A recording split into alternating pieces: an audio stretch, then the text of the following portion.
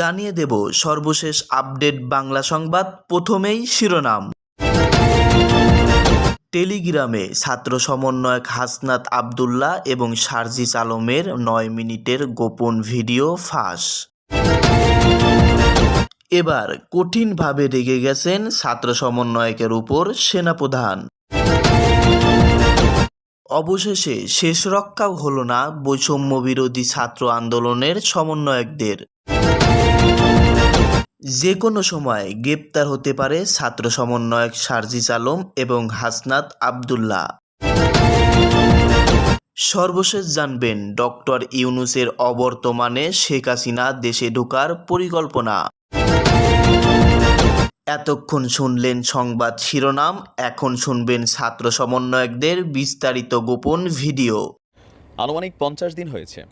এই 50 দিনে বৈষম্য বিরোধী ছাত্র আন্দোলনের যারা সমন্বয়ক আছেন বা আমাদের অন্তর্বর্তী সরকার আছেন, তাদের জনপ্রিয়তা আস্তে আস্তে কমছে, এটা একদম স্পষ্ট।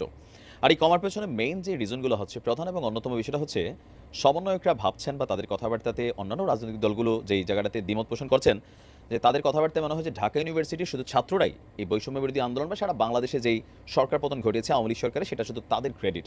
বাট এখন আমরা আস্তে আস্তে দেখছি বিএনপি বলছে তাদের ক্রেডিট, জামাত ইসলাম তো যে চমক দিছে ভাই, শিবিরের পোলাপাইন একটা অস্বাভাবিক চমক ছিল, পাশাপাশি হেফাজত ইসলাম তারা দাবি করছে আমরাও দাবিদার। তো এরকম নানান ইস্যুতে সমন্বয়কদের বিপরীতে আস্তে আস্তে রাজনৈতিক দলগুলোর বিভিন্ন নেতারা কথা বলছেন। কেউ গুছিয়ে বলছেন, কেউ কৌশলে বলছেন, আবার কেউ সরাসরি বলছেন। বেসিক্যালি সরাসরি কথা বলেন, ডাইরেক্ট চেহারা টেহারার দিকে তাকায় না। তিনি হচ্ছেন মাওলানা মামুনুল হক। দর্শক, এই মুহূর্তে আমাদের বাংলাদেশ সরকারের বৈষম্য বিরোধী আন্দোলন থেকে সমন্বয়ক ছিলেন, সমন্বয়ক থেকে সরাসরি সরকারের উপদেষ্টা। এই মুহূর্তে টেলিযোগাযোগ এবং তথ্য প্রযুক্তি মন্ত্রণালয় এবং তথ্য ও সম্প্রচার মন্ত্রণালয়ের যিনি উপদেষ্টা আছেন মোহাম্মদ নাহিদ, তাকে 24 ঘন্টার আলটিমেটাম দিয়েছে মাওলানা মামুনুল হক। মামুনুল হকের সাথে কি এমন ঘটলো যে নাহিদকে 24 ঘন্টার আলটিমেটাম দিয়েছেন? এমনকি এটাকে হালকা নেওয়ার কিছু নাই। হেফাজতের বা এই মুহূর্তে ইসলামিক যে দলগুলো আছে, তাদের যে মাঠের উপস্থিতি, বিভিন্ন প্রোগ্রাম, সভা, সেমিনার, মোটামুটি আপনার এটা হালকা নেওয়ার সুযোগ নেই, ঠিক আছে? তো এখন কেন বাংলাদেশ খেলাফত মজলিসের এই মহাসচিব তাকে আলটিমেটাম দিলেন? আসুন দেখি ভেতরের গল্প কি। আর রাজধানী শাহবাগ চত্বরে গতকালকে একটা প্রোগ্রামে মামুনুল হক বলছেন, তথ্য উপদেষ্টা নাহিদ সাহেবকে সতর্ক করছি। আমি তার দৃষ্টি আকর্ষণ করে বলতে চাই, মামুনুল হককে চিনেন না? চিনেন না বলাটা তো ভুল হবে, মামুনুল হককে চিনে না। বাংলাদেশে আসলে এমন কোনো মানুষই নেই যারা ফেসবুক চালায়। তো তিনি বলছেন, আমার বিরুদ্ধে অনলাইনে ফেসবুক, ইউটিউব কর্তৃপক্ষ অঘোষিত নিষেধাজ্ঞা জারি করেছে। আমার বক্তব্য প্রচার করে শতাধিক জাতীয় গণমাধ্যম, অনলাইন পোর্টাল রেস্ট্রিকশনের শিকার হয়েছে। আর আপনারা ওইখানে বসে বিলাসিতা করছেন।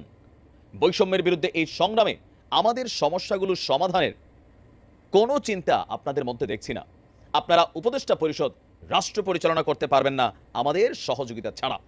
আমার এই বক্তব্যের 24 ঘন্টার মধ্যে যদি আপনারা কোনো ব্যবস্থা গ্রহণ না করেন, আমরা আপনাদের বিরুদ্ধে ব্যবস্থা গ্রহণ করতে বাধ্য হব। মানে সমন্বয়কদের বিরুদ্ধেই বা অন্তর্বর্তীকালীন সরকারের বিরুদ্ধেই মাঠে নামার ঘোষণা দিয়ে দিয়েছে মাওলানা মামুনুল হক। তিনি বলছেন, আন্দোলন সংগ্রামে আমরাও ছিলাম, আমরা রক্ত দিয়েছি, কারারুদ্ধ হয়েছি, অন্যায় অবিচারের শিকার হয়েছি, ষড়যন্ত্রের শিকার হয়েছি, যুদ্ধ করে বিজয়ের রণাঙ্গনেও ছিলাম আমরা।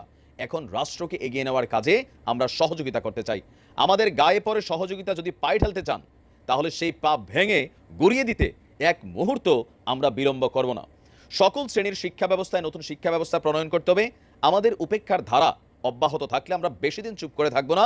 শিক্ষা কমিশনে এদেশের সর্বমহলে শ্রদ্ধেয় আলেমদেরকে অন্তর্ভুক্ত করতে হবে, না হলে শিক্ষা কমিশনের কোনো সুপারিশ মানা হবে না। এছাড়াও 2013 সালে আপনার যে হেফাজত ইসলামের ঘটনাটা হয়েছে, সেটা নিয়েও তদন্ত দাবি করছেন। তো সম্ভবত বিগত সরকার বা সামহাও এই সরকারই কিনা জানি না, তারা তো আসলোই মাত্র। মাওলানা মামুনুল হকের কোনো ভিডিও আপলোড করলে রেস্ট্রিকশন আসছে, বা তার বক্তব্য যারা শেয়ার করছেন তারাও রেস্ট্রিকশন পাচ্ছেন। আবার সরকারও এগুলোর বিরুদ্ধে আগে ব্যবস্থা নিয়ে রাখছেন ফেসবুক এবং ইউটিউব কর্তৃপক্ষকে চিঠি দেওয়ার মাধ্যমে। সম্ভবত ওই বিষয়টা কি, মাওলানা মামুনুল হক যেহেতু এখন নাহিদ এই মন্ত্রণালয়টার দায়িত্বে আছে, সো তাকে বিষয়টা নিয়ে হয়তো কথা বলেছেন। নাহিদ হয়তো বিষয়টা ফোকাস করেনি, যার কারণে আজকে এই বাঁকা অ্যান্সার আসছে। তো নাহিদের উচিত বিষয়টাকে হালকাভাবে না নিয়ে সলিউশন করা, কারণ হেফাজত ইসলাম বড় কঠিন টিম, মাঠে নামলে কিন্তু খবর আছে, এটা বাস্তবই। দেখা যাক কি হয়। ভালো থাকুন, আসসালাম। অবশেষে লাইনে আসছো হাসনাত ভাই, তোমাকে বারবার করে বলছিলাম যে কথা একটু সাবধানে বলবা, একটু মুখে লাগাম দিয়ে বলো। তোমরা তো উঠতেছিলা, ঠিক না? উঠতে উঠতে এমন একটা জায়গাতে চলে নিজেদেরকে মনে করতেছিল যে আমরা সর্বোচ্চ চূড়ায় পৌঁছাই গেছি, এখান থেকে আর কে নামায়। কিন্তু না, বারবার করে একটা কথা বলছিলাম, বারবার করে, যে দিন শেষে আমরা বাঙালি, ঠিক আছে? দিন শেষে আমরা বাঙালি, এই কথাটা মাথায় রাখতে হবে। বারবার করে বলছি, কে শুনে কার কথা? শোনো নাই, কথা বলছো, কিন্তু এখন বুঝতে পারতেছো না যে কথাগুলো বলছো এই কথাগুলো ভুল ছিল, ঠিক না? যে কথাগুলো বলছো ভুল ছিল।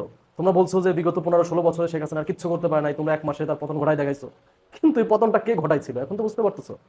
তোমাদের পাশে বসে যেই ছেলেটা নেতৃত্ব দিয়েছিল সমন্বয়ক, সে কে? ঢাকা ইউনিভার্সিটির জামাত শিবিরের সভাপতি। যে শহীদ হয় প্রথম শহীদ আপনার আবু সাইদ ভাই, আবু সাইদ কে ছিল? জামাত শিবিরের একজন কর্মী। সেকেন্ডে শহীদ হয় ওয়াসিম, সে কি ছিল? ছাত্র দলের একজন কর্মী। কিন্তু তোমরা মনে করছিলা এইভাবে বলে আমাদের তো মানুষ ভালোই বাঁচতেছে, তোমাদের ডাকে টিএসসিতে মানুষ এত এত টাকা পয়সা দিয়ে যাচ্ছে, মনে করছে তোমাদেরকে বাংলাদেশের মানুষ নিয়ে নিছে। ভাই একটা কথা বলি, যে তুমি সবসময় জিনিসটা যে মাথায় রেখে চলতা যে আমরা বাংলাদেশি এই একজনকে উঠাইতে পারি, এই একজনকে নামাইতে পারি, এটা তোমার মাথায় রাখা উচিত ছিল। তাহলে তোমাদের আজকে যে অবস্থা, এই অবস্থা হইতো না। যাই হোক, তোমরা তো বুঝতে পারছো তোমাদের অবস্থানটা কি। আমি আশা করি আগে যারা তোমাদের দেখতে সেলফি উঠে যাইতো, এখন তোমাদের দেখে পাশ কেটে চলে যায়, সেলফির কথা মাথায় নেয় না কেন? কারণ তোমাদেরকে মানুষ ওই যে ধরে নিছে। কথা উঠছিল যে টিএসসির টাকা তোমরা ব্যাংকে রাখছো কেন, বন্যার্থদের দেওয়ার জন্য যে টাকা উঠছে সেটা ব্যাংকে রাখছো কেন? এই যে মানুষ এত কষ্ট করে টাকা পয়সা দিয়ে গেছে, লাইনে ধরে টাকা পয়সা দিয়ে গেছে, সেটা সেই টাকা ব্যাংকে রাখার জন্য, এটা তো বাংলাদেশের মানুষ বুঝবে না। তোমরা এটা বন্যা পরবর্তীতে ব্যবহার করবে, এই টাকাটা দিবা তখন, এটা তো বাংলাদেশের মানুষ বুঝবে না। এটা তো বোঝা উচিত ছিল যে বাংলাদেশের মানুষ কি চায়, বাংলাদেশের মানুষ কোনটাকে অ্যাকসেপ্ট করে, সেইভাবে তোমাদের পথ চলা উচিত ছিল। আমরা বারবার করে এই কথাটাই বোঝানোর চেষ্টা করছি, কে শোনে কার কথা। এখন তো ঠিকই স্বীকার করতেছো যে 16 বছরে বিএনপির অবদান কি ছিল। বিএনপি গত 16 বছর ধরে যেভাবে আপনার ফেসিস গভর্নমেন্টের এগেইনস্টে একটা প্রতিরোধ করেছে, সেটা তাৎপর্যপূর্ণ। নিশ্চয়ই এটা নিঃসন্দেহে এই ধরনের রেজিস্ট্যান্স অন্য কোনো রাজনৈতিক দল বিগত সময় দেখিয়েছে কিনা সেটা হচ্ছে আমাদের সার্চ করে দেখতে হবে, কিন্তু বিএনপি সেই জায়গায় নিঃসন্দেহে একটি তাৎপর্যপূর্ণ ভূমিকা রেখেছে। জামাত ইসলামের অবদান কি ছিল স্বীকার করতেছো? দেখো, ঢাকা ইউনিভার্সিটিতে জামাত ইসলামের মানে জামাত শিবিরের যে সভাপতি, কেউ জানতো না সে সভাপতি, কিন্তু এই ঢাকা ইউনিভার্সিটিতে ছাত্র দলের নেতাকর্মীরা পিটানি খাইছে না? ছাত্রলীগের নেতাকর্মীরা পিটাইছে।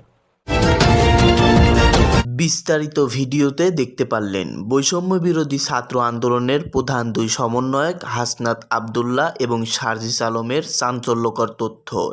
এই দুই সমন্বয়ক নিয়ে সোশ্যাল মিডিয়াতে ব্যাপক পরিমাণে আলোচনা হচ্ছে। অনেকেই বলতেছে তাদের গোপন ভিডিও ফাঁস হয়ে গেছে। আসলে কি তাদের গোপন ভিডিও ফাঁস হয়েছে, নাকি এটা একটা গুজব? আজকের এই ভিডিওতে আপনারা বিস্তারিত জানতে পারলেন।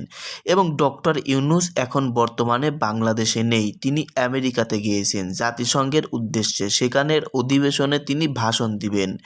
এই সুযোগে সাবেক প্রধানমন্ত্রী শেখ হাসিনা দিল্লিতে অবস্থানকৃত, তিনি বাংলাদেশে ঢোকার চেষ্টা করবেন। যে কোনো সময় বাংলাদেশে ঢোকে বাংলাদেশকে নিয়ে ষড়যন্ত্র চালাবে, কারণ ডক্টর ইউনূস এখন বাংলাদেশে নেই।